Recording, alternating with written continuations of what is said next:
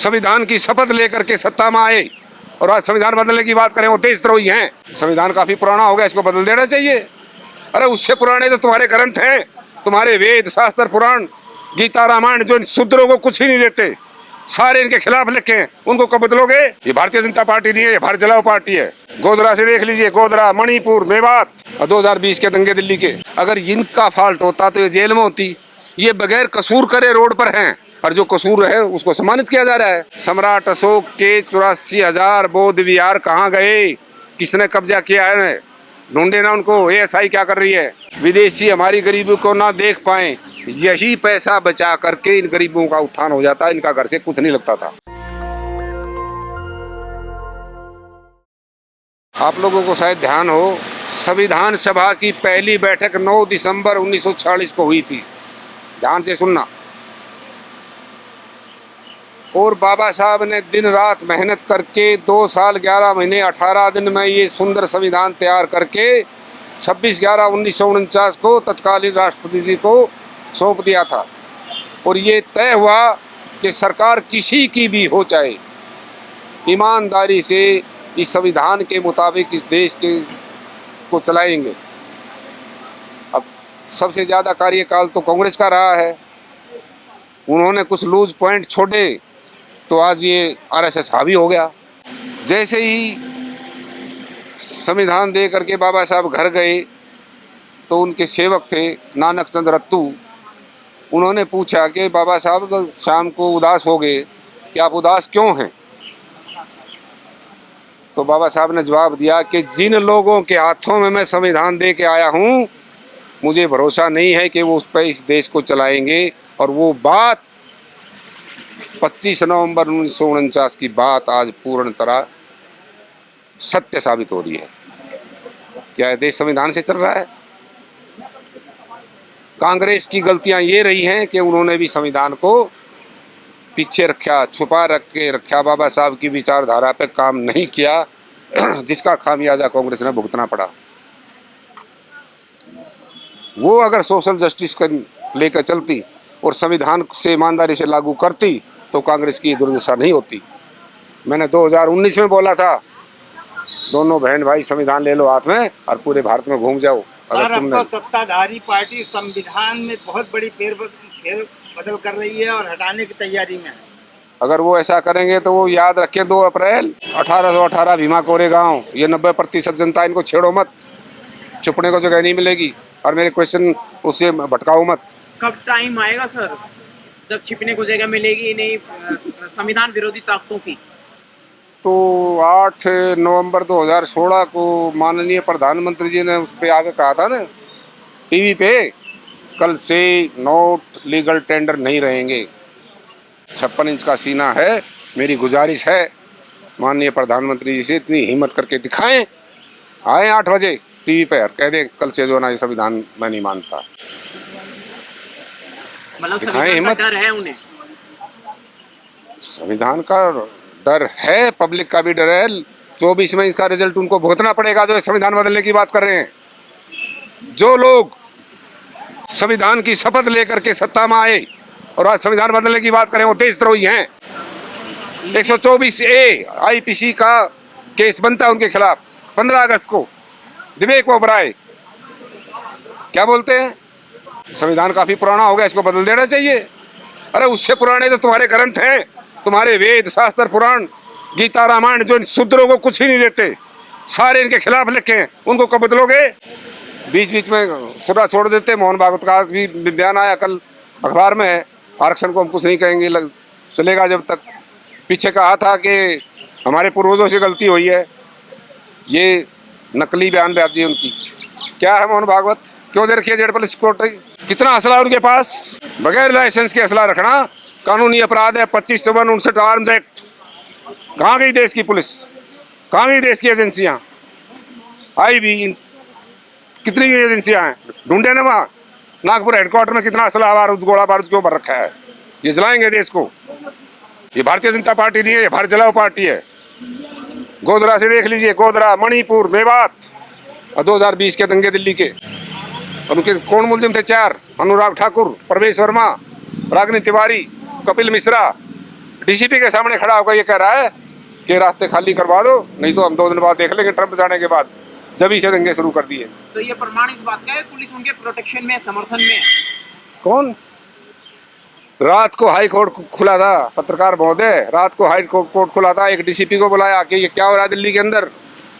उस जज, मान्यवर जज का नाम है, उनको मैं सैल्यूट करता हूँ, मुरलीधर, कि आप कल इन चारों के खिलाफ केस दर्ज करके एफआईआर की कॉपी लेकर 2 बजे यहाँ कोर्ट में आइए। लेकिन मनुवादी ताकतों के नीचे सब कुछ हार जाता है। रात रात को उनका जज का ट्रांसफर कर दिया और चंडीगढ़ उठा के मारा। अभी आपने कहा कि ओबराय के खिलाफ 324A आईपीसी बनता है। 124A 124A देशद्रोह, देशद्रोही का मुकदमा बनता हाँ हमने कंप्लेंट दी है। है। लागू मतलब कंप्लेंट दी है, हमने कंप्लेंट दी है, पार्लियामेंट थाने में दी है। जी उस पर एक्शन हुआ? एक्शन मेरे हाथ में तो नहीं है ना, एक्शन तो उन्हीं के हाथ में है ना, वही तो सरकार तो उन्हीं के हाथ में है ना। हाँ, हम तो एक लाइन भी बोल दें तो जेल। जी हमारे लोग, हमारी राष्ट्रपति मुर्मू, एक झूठी एप्लीकेशन पे डॉक्टर रितु सिंह यहाँ प्रोटेस्ट पे बैठी हुई है, नौकरी चली गई है। ये यही तो मनुवाद है, यही तो मनुवाद है, सत्ता का मिसयूज यही तो है। अगर इनका फॉल्ट होता तो ये जेल में होती। ये बगैर कसूर करे रोड पर हैं, और जो कसूर है उसको सम्मानित किया जा रहा है। और फिर कहते हैं हर भाषण में, नाम लूंगा तो जो ना भावना हाथ हो जाएंगी, मेरी सरकार दलितों के लिए, पिछड़ों के लिए, शोषितों के लिए, आखिरी पायदान के आदमी तक मेरी जिम्मेदारी है। ये तो 12 किलोमीटर दूर बैठी है, आज 12वां दिन हो गया, यहाँ नजर नहीं पड़ी। मैं देश नहीं बिकने दूंगा, मैं देश नहीं झुकने दूंगा, नाम नहीं लेते हम किसी का। चाइना कितना अंदर घुस गया, मेरे दलित भाइयों को मत मारो, मुझे गोली मार दो। क्या ड्रामा कर रखा है ये। इस तरह से सर एक सीएम के बेटे ने कहा कि हिंदू समाज को खत्म कर देना चाहिए, और उसके उस पे जो है आधार पे एक अयोध्या के महंत ने कहा जो उसका सर काट के लाएगा उसको जो है 10 करोड़ रुपए देंगे आप। तो उनके ऊपर केस नहीं बनता क्या? नहीं, अच्छा क्वेश्चन आपका। सबसे पहले तो मेरी ईडी के डायरेक्टर से गुजारिश है, जिनका 4 बार कार्यकाल बढ़ा लिया क्योंकि वो इतने काबिल है, मिश्रा जी नाम उनका, अनिल मिश्रा हैं या क्या मिश्रा हैं, उन्हें जाना चाहिए। ईडी भेजें कि 10 करोड़ रुपए उनके पास आए कहाँ से, भीख मांगने वाले लोग हैं, कहाँ से आए 10 करोड़। पहले तो ये काम करें, फिर उनके खिलाफ एफआईआर लॉन्च करें देशद्रोह की, उसको जेल में डालें। पहले तो एक बार पहले ही 20 नाटक किए हैं कि मैं 15 अगस्त को या 26 जनवरी को अगर हिंदू राष्ट्र घोषित नहीं किया तो मैं जल समाधि ले लूँगा। ये नाटक तो 4-5 बार कर चुके हो नाटक, कहीं नहीं जल समाधि ली। ये लोग सारे के सारे ये उग्रवादी हैं। हिंदू राष्ट्र में ऐसी क्या खासियत है कि लोग उसके ऊपर मर मिटने को तैयार हैं? ये बाबा साहब ने कहा था, अगर केस करना है तो बाबा साहब पे करना। रिडल्स ऑफ हिंदुत्व, हिंदू धर्म की पहेलियों में लिखा है कि राम और कृष्ण काल्पनिक कहानियां हैं। केस करना तो करें, उस किताब पे करें, वो ला दूंगा मैं किताब कल। और बाबा साहब ने 1935 में कहा था कि मैं इस धर्म में पैदा हुआ हूँ, ये मेरे हाथ में नहीं था, लेकिन मैं इस धर्म में मरूंगा नहीं, ये मेरे हाथ में है। 1935 से लेकर के और सारे अध्ययन किए उन्होंने हैं, वेद पुराण शास्त्र मनु ये समर्थियाँ सारी। और उसके बाद 14 अक्टूबर 1956 को कोई 8 लाख लोग बताता है, कोई 6 लाख लोग बताता है, उनके साथ वो धर्म उन्होंने ग्रहण किया। देश में इस वक्त हिंदुज्म चरम पर है या बुद्धिज्म चरम पर है? मैं तो ये कहता हूँ माननीय सरकार से और सारे न्यायालयों से, ये तो अंडरस्टूड है, ऑन रिकॉर्ड है, सम्राट अशोक के 84,000 बौद्ध विहार कहाँ गए, किसने कब्जा किया है, ढूंढे ना उनको। एएसआई क्या कर रही है, ये बरगलारे हैं। आप 24 में इस सरकार को उखाड़ फेंकिए। ये संविधान विरोधी है, ये लोकतंत्र विरोधी है। अगर लोकतंत्र को बचाना है, संविधान को बचाना है, तो इनको बिल्कुल उखाड़ दीजिए। ईवीएम के दम पर ये लोग टिके हुए हैं सत्ता में, क्या इनको उखाड़ना आसान है क्या? ईवीएम के दम पे दोबारा आ जाएंगे तो? ईवीएम का भी विरोध है, उसके लिए कौन विरोध कर रहा है? सर लागू है। आज रैली निकल रही है भाई चंद्रशेखर की सिद्धार्थनगर में, देखो कई लाख लोग हैं। हाँ, उन्होंने बोला है ईवीएम हटाइए। हजारों बार निकली है। कोशिश करना इंसान का फर्ज है। हमारे नेताजी, आज तक किसी ने संविधान पर वोट मांगा? हर पार्टी कहती मैं ये दे दूंगा फ्री, मैं ये दे दूंगा फ्री, मैं ये दे दूंगा फ्री। तुम भिखारी बना रहे हो। तुम हर एक पार्टी ये कहे कि संविधान के साथ रहेंगे, हम इसको ईमानदारी से लागू करेंगे, ये कोई नहीं कहता। क्यों नहीं हिम्मत होती किसी पार्टी की? उल्टे सीधे जुमले। 15 लाख भी आ गए होंगे सबके खाते में, 2 करोड़ रोजगार भी मिल गए होंगे सबको। SC ST OBC के कंधे पे हिंदू राज बनाने। मैं कल नई दिल्ली गया था, जहाँ देखो वही एक ही चेहरा, जैसे 140 करोड़ में एक ही चेहरा है और कोई है ही नहीं।